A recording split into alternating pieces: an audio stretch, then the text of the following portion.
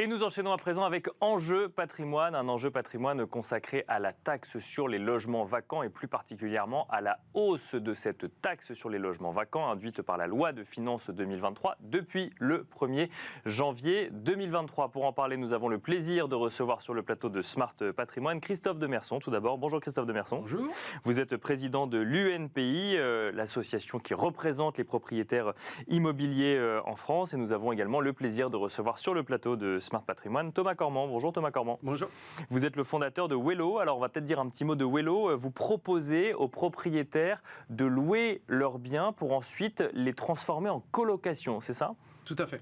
Donc on devient locataire de logements, notamment de grands logements, pour sécuriser les propriétaires, la location et le versement des loyers à long terme. D'accord. Et ça nous permet ensuite d'avoir des appartements en centre-ville dans lesquels on va pouvoir accueillir à long terme également des jeunes actifs et de leur proposer des chambres effectivement en colocation organisée et structurée.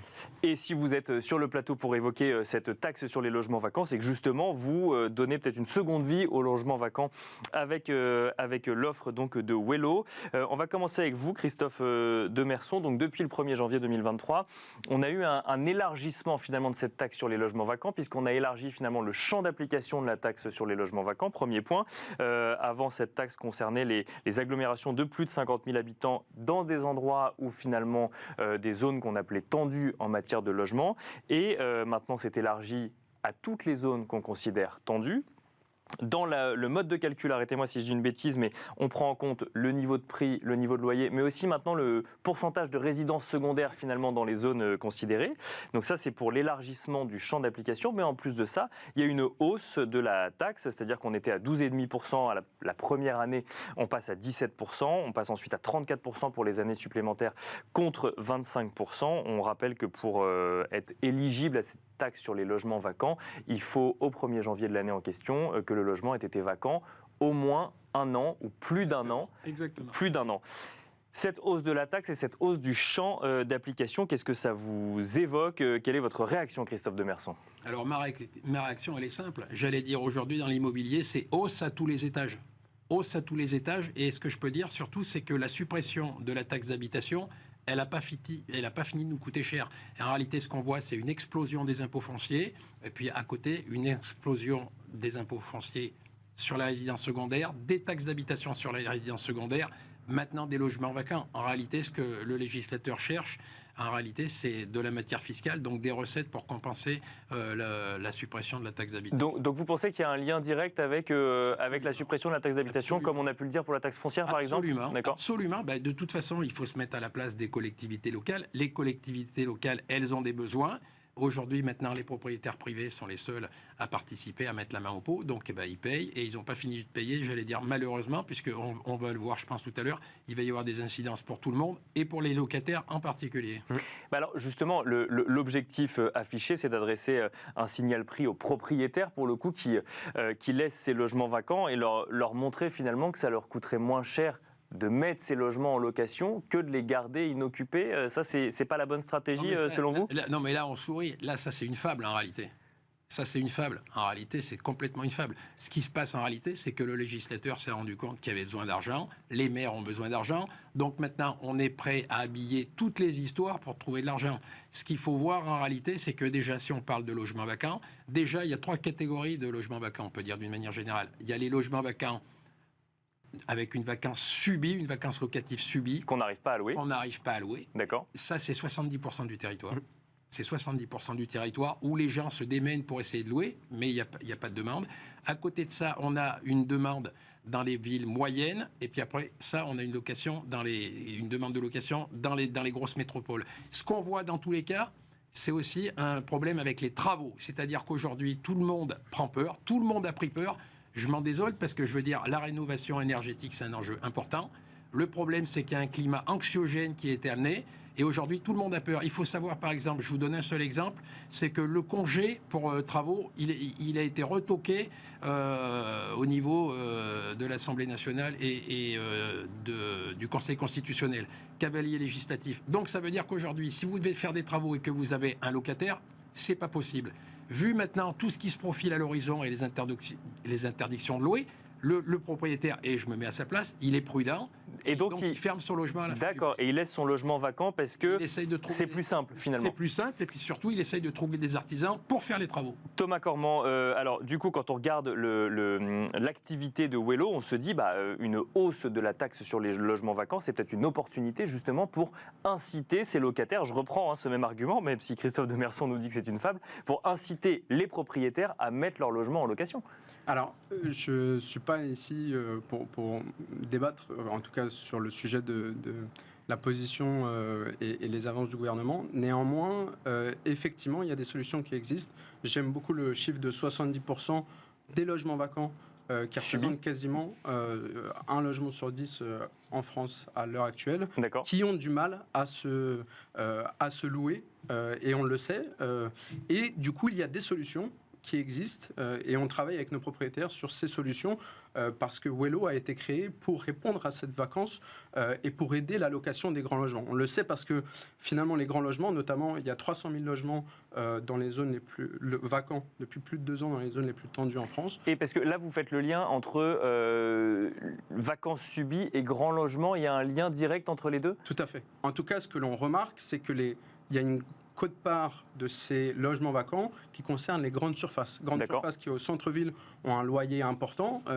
Je prends l'exemple d'un appartement de 100 mètres carrés à Paris, dans le 15e, 2500 € de loyer. Pour le cadre locatif normal, 3 fois le montant du loyer pour accéder à la location, ça correspond à une infime partie de la population qui soit est intéressée pour devenir propriétaire, soit est intéressée pour plutôt avoir plus grande surface. Donc le logement reste vacant. Le logement reste vacant. En plus de ça, il y a des risques. Les risques qu'on connaît, les inquiétudes des propriétaires face à la vacance, face à la dégradation, face aux impayés. Et donc, Wello s'affiche comme locataire et porte ces risques pour le propriétaire en lui disant ça nous intéresse, les grands logements. Pourquoi ? Parce qu'on va devenir locataire et ensuite on va diluer ce risque en ayant plusieurs payeurs, puisqu'on va se louer chaque chambre. Parce que le propriétaire de ce bien, s'il voit la taxe sur les logements vacants augmenter, qui pourrait aller jusqu'à 34% s'il reste vacant longtemps, en fait, c'est pas, ce que vous dites, c'est que ce n'est pas un sujet de hausse de taxe, ça ne changera pas le problème du propriétaire vis-à-vis de la mise en location de son bien ? En fait, il y a des solutions en amont, c'est-à-dire que si on réfléchit effectivement, l'idée n'est pas de pénaliser des propriétaires, mais de réfléchir ensemble aux solutions.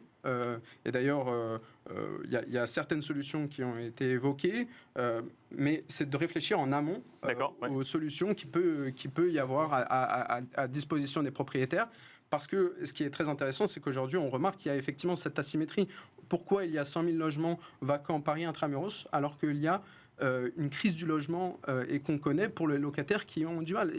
C'est une incohérence. Et du coup, si on regarde effectivement l'intrinsèque de ça, on se rend compte qu'effectivement, il faut aider les propriétaires avec des solutions concrètes, diluer le risque et pour permettre effectivement de multiplier l'offre locative. Christophe de Merson, je reviens sur ce signal prix. Alors là, vous nous avez donné la réponse effectivement sur ce qui a amené potentiellement, selon vous, à cette hausse de la taxe. Si on se place du point de vue du propriétaire, est-ce qu'une hausse conséquente de la taxe, comme on la voit aujourd'hui, pourrait forcer des propriétaires à mettre leurs biens en location de manière classique, ou est-ce que de toute façon, ça ne réglerait pas le problème et il faut passer par des solutions alternatives ? Comme on est entre nous, je vais vous le dire. Mais on vous écoute, ça ne sortira pas d'ici. Au contraire, je veux dire, tout ce qui est anxiogène, on le sait. Tout ce qui est anxiogène, en réalité, ça va contre le marché, ça va contre tout. Donc au contraire, il va y avoir encore plus ça va encore plus se refermer et les gens réfléchissent à des arbitrages en famille, etc. Donc ça prend du temps si on fait des travaux, pas de travaux, etc. Moi, et tout à l'heure, ce qu'a dit Thomas est intéressant, il a dit on réfléchit ensemble. Le problème, c'est que tout de suite, il y avait 2 stratégies, c'est ou de l'incitatif, ou du purement répressif. Ce qu'on voit, nous, depuis un moment, c'est uniquement du purement répressif. Je veux dire, vous ouvrez les journaux, moi j'ai ouvert encore un journal hier, je lis quoi ? Immobilier, hausse à tous les étages. Je veux dire, le propriétaire, il lit ça, qu'est-ce qu'il fait ? Il a encore un peu plus peur. Il n'y a pas besoin qu'il ait plus peur, normalement. Hein. Ce qu'il faudrait, au contraire, c'est le rassurer. Ça veut dire quoi ? Ça veut dire qu'il vend à la fin ? J'allais dire, malheureusement, souvent il vend. Et ce qu'on voit, par exemple, à Paris, si on prend Paris, quand on vend des appartements, qui c'est qui achète aujourd'hui à Paris ? En ce moment, là, qui c'est qui achète? C'est des Italiens, c'est des Américains qui achètent en ce moment. Le dollar avait baissé, les Américains achètent. Non, en réalité, ce qu'il faut, c'est rassurer les propriétaires. La rénovation énergétique, elle ne va pas se faire sur un champ de ruines. Je n'y crois pas, c'est pas vrai. Et alors, c'est pas la rénovation énergétique, on va y venir.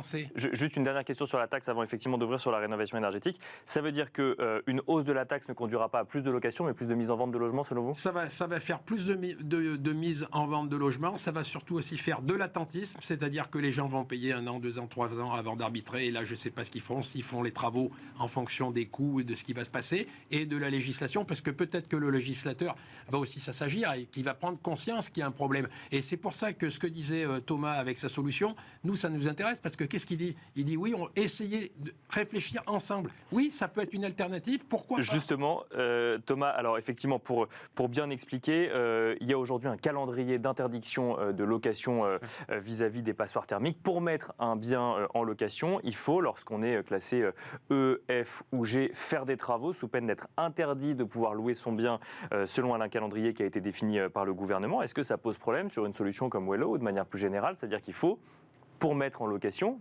pouvoir faire les travaux. Donc en fait, il faut commencer par faire un investissement supplémentaire sur son bien avant potentiellement de mettre en location. C'est une vraie question. En 2020, on a lancé Wello en s'intéressant et en travaillant avec les propriétaires sur comment répondre à cette vacance, et cette vacance spécifique de difficulté de mise en location.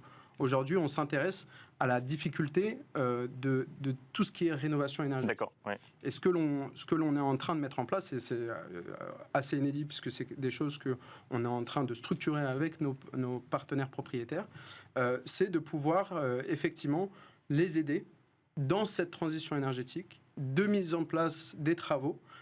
Et on sait qu'une des raisons pour laquelle c'est effectivement difficile pour les propriétaires de le faire, il y a le sujet du coût, il y a effectivement le sujet du matériel, mais il y a aussi le sujet du coût qui est ressenti, et de se dire comment on pourrait faire pour que, en devenant locataire, nous, Wello, de l'appartement, après rénovation, on puisse aider, en plus des primes à disposition, on puisse aider les propriétaires à amortir les coûts des travaux. Les coûts des travaux sur la location meublée, puisqu'on va permettre... Donc ça veut dire qu'il faut, si j'élargis au-delà de Wello, ça veut dire qu'il faut qu'il y ait des acteurs économiques qui se saisissent du sujet pour venir accompagner les propriétaires, c'est ça? Je pense que dans n'importe quel marché, notamment l'immobilier, et ça c'est très vrai, notamment puisqu'il y a énormément de... il y a de l'émotionnel aussi, et il y a aussi des situations de friction. On a besoin d'acteurs qui viennent interroger très localement et travailler très localement pour fluidifier ces interactions. Et aujourd'hui, on est dans une friction qui est énorme, qui est alarmante quasiment. Est-ce qu'on peut parler, je vous pose la question à tous les deux, on va commencer avec vous Thomas, de crise du logement en 2023 en France? Tout à fait. Et c'est plus un mirage comme on pouvait l'entendre, ne serait-ce qu'il y a encore quelques mois ou quelques années. Là, on parle de crise du logement. C'est réel. On voit des jeunes qui passent plus de 3 mois à trouver un logement à Paris. On voit des salariés qui ont un mal fou, qui doivent refuser des emplois parce qu'ils n'ont pas la capacité de se loger. C'est une vraie crise. Ça impacte l'économie, ça impacte la vie sociale, ça impacte la vie de la ville, et c'est un vrai sujet, et ça ne va pas en s'améliorant. Christophe Demerson, même question, vous constatez, vous aussi, vous parleriez de crise du logement? Malheureusement, oui. J'en avais parlé déjà il y a un moment. Quand j'avais vu le calendrier, quand j'avais vu la mise en place du DPE qui a beaucoup de difficultés, notamment sur l'étalonnage, surtout sur les petites surfaces. Et ce qu'on voit sur les petites surfaces, Thomas parlait tout à l'heure des étudiants, et bien évidemment, et ça, Dieu sait que j'ai prévenu personnellement la ministre à leur en place, Emmanuelle Vargon. J'ai depuis prévenu Olivier Klein là-dessus, le ministre du Logement. Évidemment que vu que le DPE est calibré pour dynamiter les petites surfaces et pour les faire fermer, et il ne faut pas s'étonner qu'elles ferment. Donc aujourd'hui, les petites surfaces, elles ferment. Nous, on avait dit qu'on allait fermer 400 000 petites surfaces d'ici la fin de l'année. C'est sûr qu'elles vont être fermées, notamment les tout petits appartements, les chambres de bonne, etc. Donc ça, évidemment, on le ferme, ça c'est sûr. Et je pense que si on avait fait avec un petit peu plus de dialogue et un petit peu plus de sérénité pour accompagner tout ce monde et regarder, par exemple, le catalogue des exemptions, tout le monde sait que les petits appartements, par exemple, ils sont sous les toits. où ils sont au rez-de-chaussée. Il y a des choses, il faut être pragmatique, il faut regarder comment on peut faire. Et le maître mot de tout ça, j'allais dire, c'est le dialogue. Et on finira là-dessus. Merci beaucoup Christophe Demerson d'être venu sur le plateau de Smart Patrimoine. Je rappelle que vous êtes président de l'UNPI. Merci également Thomas Cormand. Je rappelle que vous êtes fondateur de Wello. Merci à vous de nous avoir suivis et à très vite sur Bismart.